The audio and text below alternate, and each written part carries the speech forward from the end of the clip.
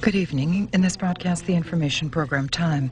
The situation in the Chechen Republic in the last 24 hours underwent no significant changes. This means that it continued to remain tense.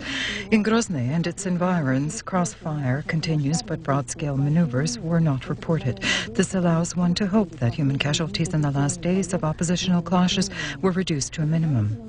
According to preliminary facts, during the Chechen operation, overall 735 Russian military personnel died. The largest losses were sustained by land infantry forces there. They had 395 casualties. The various degrees of injuries were sustained by 2,500 military personnel. The agency Interfax, which has this information, specifies that the number of casualties includes only those whose identities have been established. Today, the firing of Grozny Square Minutka intensified in the villages Cherneriche and Alda, 5 to 6 kilometers from Grozny. Federal forces in several spots have crossed the bank of the river Sunja, Itartos reports. Combat was underway near the villages Argun and Samashka, 40 to 50 kilometers from the Chechen capital. That's the location of the only road used for deliveries of humanitarian cargo for the remaining residents of the city, and also it's the egress route for refugees. According to the press service of the government of Russia, the resistance by unlawful militarized groups does not diminish. According to the press service, the Dudayev's field commanders were ordered to annihilate individuals cooperating with organs of federal rule. But despite this threat, the Central Election Commission of Russia announced that it is ready to conduct elections in Chechnya and will provide organizational, technical, and financial aid. In the opinion of the chairman of the Central Election Commission, elections could be held this year. Intended to expedite regularization in Chechnya was to be the meeting of the heads of the republics and rim areas of the Northern Caucasus, but not a single leader came to Nazran today, Interfax reports. And the railway workers apparently don't count on an imminent resolution. It was decided to lay down new tracks circumventing Chechnya. From the Far East already, 2 brigades of railway forces have been dispatched. All other forces of the Ministry of Defense, Interfax reports, in the near future will leave Chechnya. They are to be replaced by subdivisions of the Ministry of Internal Affairs. Incidentally, this has been said for a long time. The Deputy Minister of Internal Affairs, Alexander Kulikov, said today that recently a replacement of the Amon detachments deployed in Chechnya was conducted. The number of personnel was increased from 1,200 to 2,700 people. The assignment in Chechnya is on a volunteer basis. Amon personnel from Muslim regions of Russia are not dispatched to Chechnya. The chairman of the Russian Committee of Press, Sergei Grozunov, today praised journalists. He said that the Russian press gives a correct assessment of the Chechen events. And in the statement of the international non-government human rights defense organization, Human Rights Watch, everyone got it.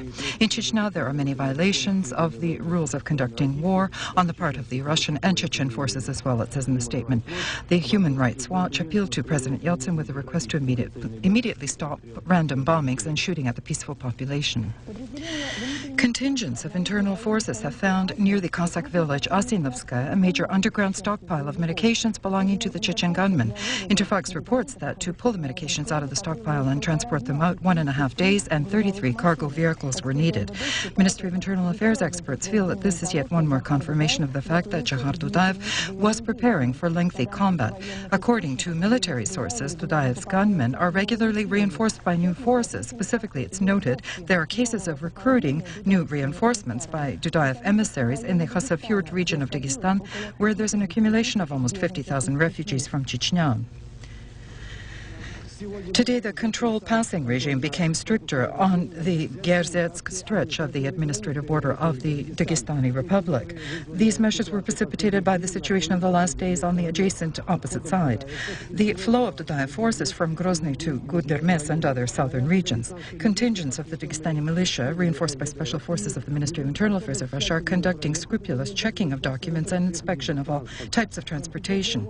Competent organs don't exclude that posing as refugees to Khasavjurt and the region, and here there are tens of thousands whose fate, together with the authorities, is being taken care of by the National Council of Dagestani Chechens. There could also be extremists and provocateurs. We know each person here. There are no strangers. Here there are basically women, children, and the elderly. There are no gunmen here. Grozny will be completely cleared of gunmen in the next few days, and the next phase of the military operation will be to free the city Gudermes, which is 40 kilometers east of the Chechen capital. This was stated today by the Vice Premier of Russia, Sergei Shachrai, citing Russian military sources. The Informational Center of the President of Russia today held its 30th press conference. Incidentally, 2/3 of them have been dedicated to events in Chechnya. Responding to questions of the journalist was the Deputy Head of the Government, Sergei Shachrai. The near future of the Chechen Republic, he connects with the formation there of a Committee of National Salvation.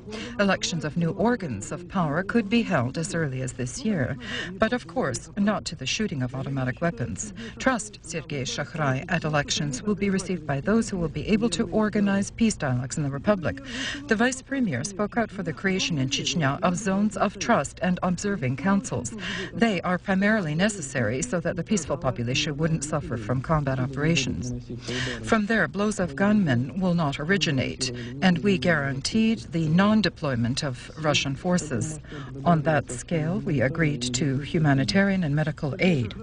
Sergei Shachrai expressed the supposition that Jahar Dudayev currently may be in the neighboring Ingushetia. Responding to the question about the performance of Sergei Adamovich Kovalyov, he said, he cannot not be respected for his faith. But of course there are questions as to how much this fanaticism helps to or hinders in objectively assessing the situation in reality. President Yeltsin today declined the federal law on additional guarantees and compensations for military servicemen in Chechnya, adopted by the State Duma and ratified by the Federative Council. In this regard, the president sent a letter to Ivan Rybkin. In the letter, it's noted that the president fully shares the civilian sentiments of the deputies. However, the law in its current form generates many practical questions which either have no solution or could precipitate negative consequences. The president of Russia especially emphasized that without vacillation, he will sign the correct text of that law and asked the deputies without delay to make the respective changes. At the session of the Parliamentary Assembly of the European Council in Strasbourg, the situation in Chechnya will be examined in detail Thursday. This decision was made today in discussing the agenda of the session. Our correspondent, Evgeny Lukyanov, reports from Strasbourg that the Chechen crisis and the connected issue of Russia entering the European Council is already one of the key issues at the current session of the Parliamentary Assembly.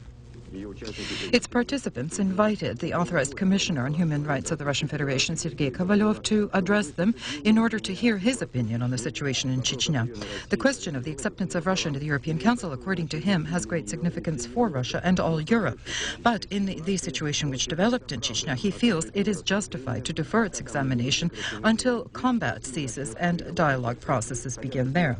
Although Russia, Sergei Kovalyov noted, does not completely yet meet the criteria of the European Conventions of Human Rights, its acceptance, and as soon as possible, into the European Council is an insistent necessity. Otherwise, around it, there would be created a new non-iron curtain in the entrance of the internal supporters of its isolation. The Chechen problem was commented on by the Prime Minister France, Edouard Balladur, who addressed the Council. Understanding the striving of Russia to preserve its territorial wholeness as a basis for stability in Europe, he also indicated the impermissibility to achieve it to the detriment of human rights. Edouard Balladur expressed hope that Russia should quickly find its place within the European Council, whose broadening should not stop at the Russian borders in order to avoid the defeat of democratic ideals on the continent. The parliamentarians of the European Council today examined another question. In essence, they gave a green light for Latvia to enter this international organization. Now it will be its 34th member. The path of Latvia into the European Council was not smooth, which is explained by the inadequacy of the first draft law on citizenship, but this law, in its final form, as the participants of the session deemed, conforms to the criteria of the European Commission, considering the special situation in Latvia.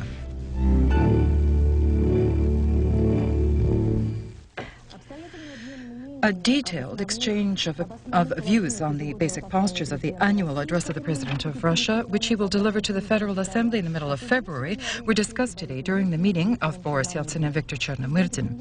The President and Premier also discussed the progress of the initial phase of restoration of work on the territory of Chechnya and questions which the Russian delegation will raise at the session of the heads of countries and governments of the CIS in Almaty. They also touched on several personnel questions, says the press service of the President.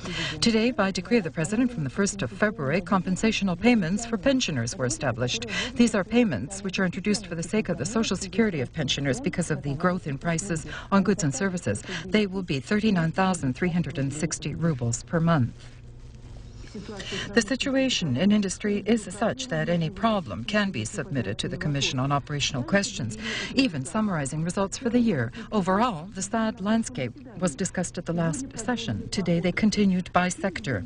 Those in the most difficult situations, the auto manufacturing sector, if the overall economic decline in productivity is 21%, here it's 44%. The portion of scientific production has decreased, with stable growth only in steam pipelines and control cash registers.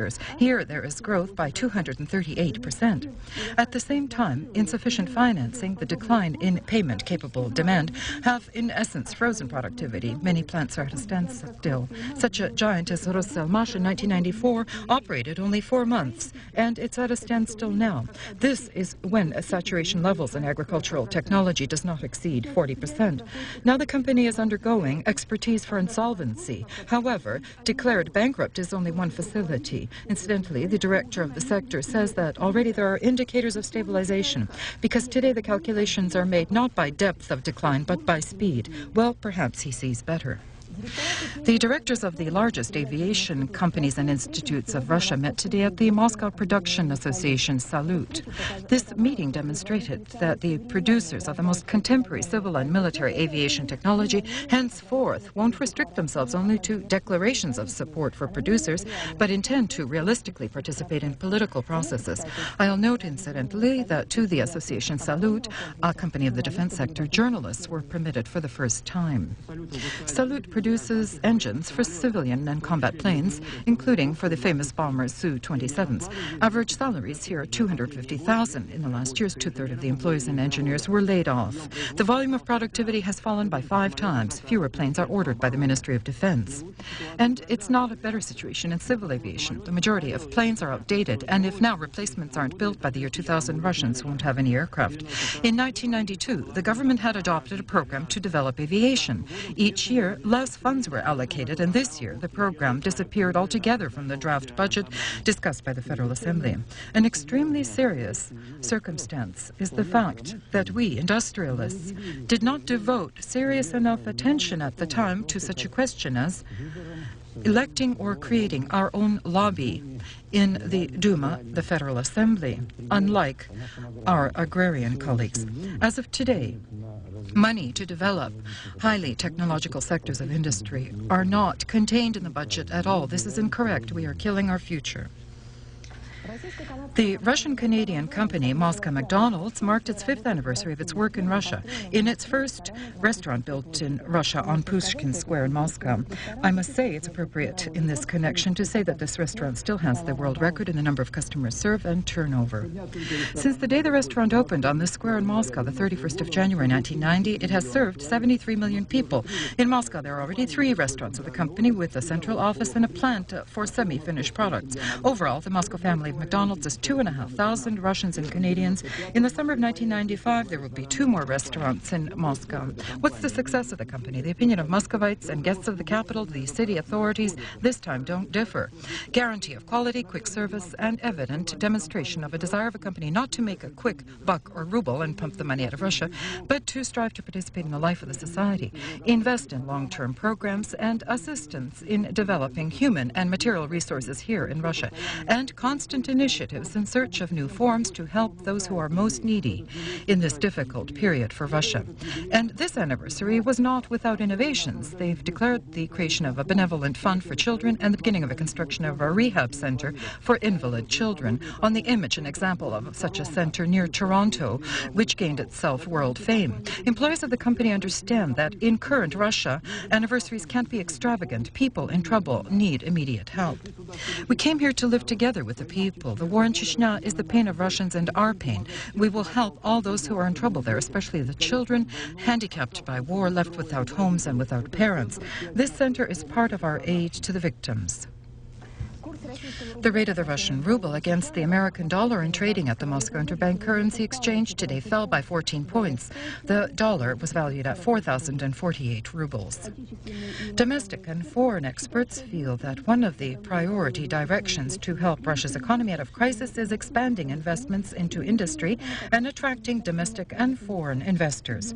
Among the most active in this area of financial structures of Russia is the bank Russian Credit. One of the basic directions of its work is to broaden its network of branches, whose main task is to involve in its work members of juridical and physical entities. This was stated at a press conference in the first branch of the bank today.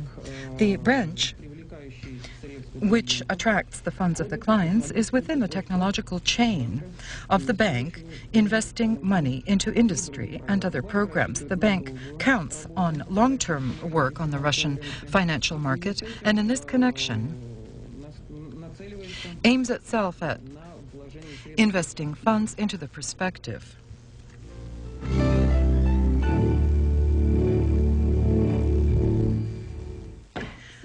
Today in Moscow, the international conference opened, which gathered scientists and historians of 12 countries of the world. The analysis of events of the initial period of the Second World War and the policies of the Soviet Union. This is the theme of the discussion, which is expected to be quite intense. It was in the period from 1939 to 1941, in the opinion of historians, much still is unclear and even painful. It's sufficient to remember the Molotov-Ribbentrop Pact, the Soviet-Finnish War. An entire day the scientists decided to dedicate to discuss the versions of the reasoning of Suvorov, especially the question raised by him in his bestseller books. Was the undeclared attack by Hitler on the Soviet Union a warning blow? Suvorov himself is not involved in the conference, but his hypotheses and arguments evoked commotion not only among the reading public but in scientific circles. In the opinion of the participants of the conference, the Russian scientist Boris Sokolov, it was not a war of Hitler against Stalin, nor the war of Stalin against Hitler were preventive. Each were preparing the onslaught on their own. To clarify the situation, the Russian scientist feels, as many others, may be the non-declassified documents of the Politburo in the archives of those years, the mechanism of adopting decisions in the leadership of the USSR.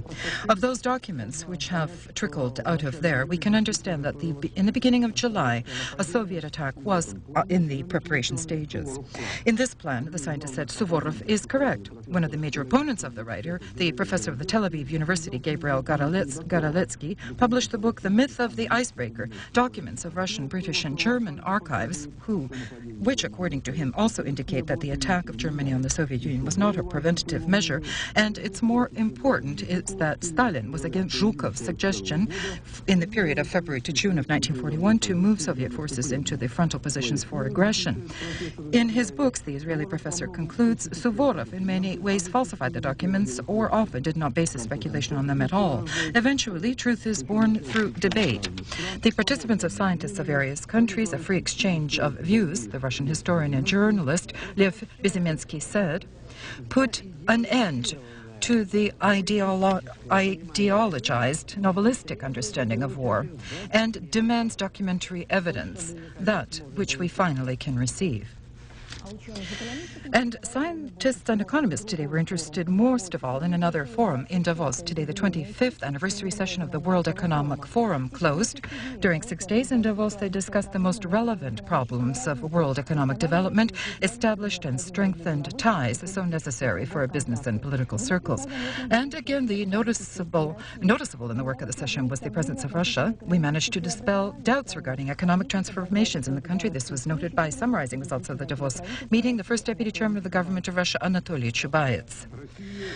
Russia is interested in restoring multi-sided cooperation with Iraq, but only after Iraq complies with all corresponding resolutions of the UN Security Council. This was stated by Viktor Chernomyrdin at a meeting with the delegation of the National Council of the Parliament of the Republic of Iraq, headed by its chairman, Saad Magdi Saleh. The Russian side noted that it does not ascribe to the thesis all or nothing and feels that positive steps of Iraq should be welcomed and encouraged. And the head of the Iraqi delegation stated that Baghdad considers Chechnya to be part of Russia and the events there Russia's internal affair. Tajikistan has informed the United Nations about extending the agreement on ceasefire for an indefinite period and without preliminary conditions. The Tajik opposition also had previously informed the UN again of its decision to extend the truce, but only until the 6th of March, and only in connection with the holy month Ramadan. Hence, there are assurances from both conflicting sides, and this gives a chance for the next round of the inter-Tajik talks scheduled for February in Moscow will take place, although the precise date is not agreed upon.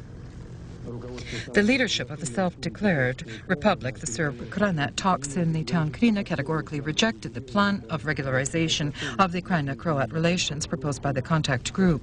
As a main condition for talks with Croatia, the Krajina Serbs demand that in the areas of contact UN forces should remain. The striving of the more extremist circles in the Croat leadership in the army to squeeze out the blue helmets who are in their way by the end of March and untie a new war to return the so-called occupied territories was manifested in several dangerous incidents. On Saturday night in eastern Slavonia, near the town Markushica, a group of Croatian military personnel shot head-on at an observation post of a Russian battalion of peacekeepers.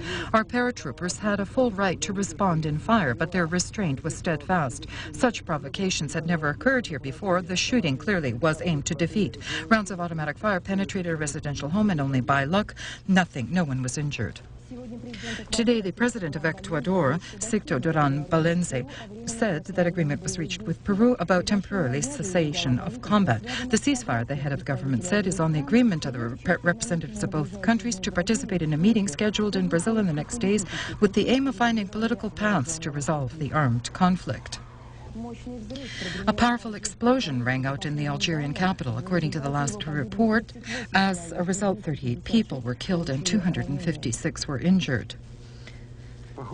It seems the Islamic fundamentalists in Algiers don't intend to reject the tactic of bloody terror.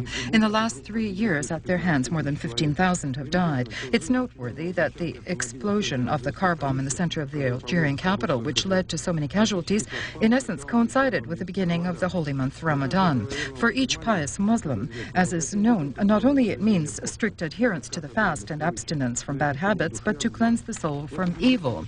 In this regard, to say the least, the statements of the fundamentalists are blasphemous, that they are the true followers of Islam. And yet such an escalation of terrorism and violence, as we observe in Algeria today, no one could have guessed. Against the fanatics under the cover of Islam, official authorities have no effective weapon. In this connection, it's not quite understandable their categorical refusal to hold dialogues with the fundamentalists heard at the recent meeting of the Algerian opposition in Rome. To date, actions of government were like an aspirin against the cancer of fundamentalism. In conclusion, I'll remind you that at the hands of Algerian extremists, already many foreigners have died, including Russians. Even today, they continue to work at many economic objects of this Arab country.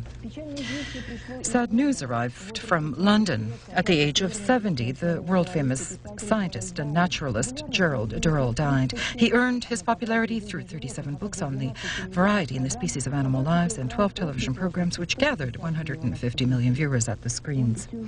All his life, he dreamed of visiting Russia and to show the West what Russia is and its people.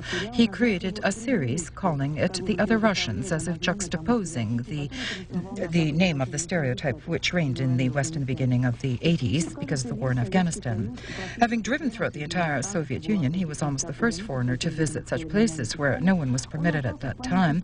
He remained in the memory of those he met on his path as a kind, life-loving Englishman with an inimitable, sharp humor, on whose books they increased their love for animals and raised their children. All which he managed to create and leave on this earth will eternally belong to people. It will teach them to live in peace and harmony with each other and our lesser brothers. If you come to Moscow, stop by the Moscow Zoo and have a look at these rare Chinese pheasants, which he raised on Jersey Island personally and gave to Muscovites. Remember him kindly, because it's true, such people appear and live on this earth only rarely. Possibly among those who the Russian president met today are future scientists and naturalists of world renown. President Yeltsin met today with the laureates of the program New Names and the winners of the International School Children's Olympics. At the meeting, there was the presentation of the Golden Book, the 20th century to the 21st century. In it, annually, they will enter names of the best young talents of Russia. Talent is the only news which is always new, wrote the classic, and he was right. Today's events, the presentation in the Kremlin of the talented young Russia, is urgent news. The Georgian Hall, the last moments of anticipation and nervousness. Today, the guests of the President of Russia, Boris Yeltsin, are the young musicians, poets, artists of the